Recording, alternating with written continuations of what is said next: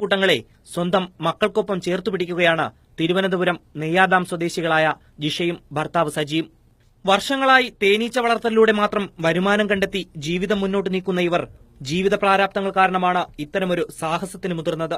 ഒപ്പം തേനീച്ചകളെ സ്നേഹിക്കണമെന്നുള്ള സന്ദേശം നൽകുക എന്ന ലക്ഷ്യം കൂടിയുണ്ട്.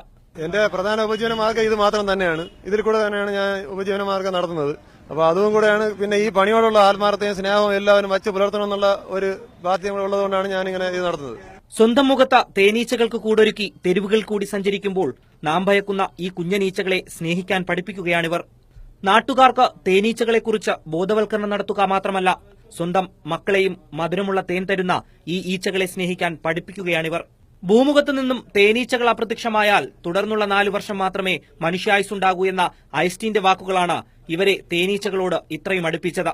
പിന്നെ എല്ലാ വീട്ടിലും ഒരു ചെറുതേനീച്ചയെങ്കിലും എല്ലാവരും വളർത്തണം. അല്ലെങ്കിൽ ചെറുതേനീച്ച വളർത്താൻ പറ്റിയില്ല എങ്കിൽ ഒരു ചെടിയെങ്കിലും അവർക്ക് തേൻ കുടിക്കാനും പൂമ്പൊടിക്കും വേണ്ടി ഒരു ചെറിയൊരു ചെടിയെങ്കിലും അവർക്ക് പ്രയോജനമുള്ളത് എല്ലാ വീട്ടിലും നട്ടു വളർത്തണം. ക്യാമറമാൻ ദേവദത്തിനൊപ്പം റിനു ശ്രീധർ, ന്യൂസ് ബ്യൂറോ, തിരുവനന്തപുരം.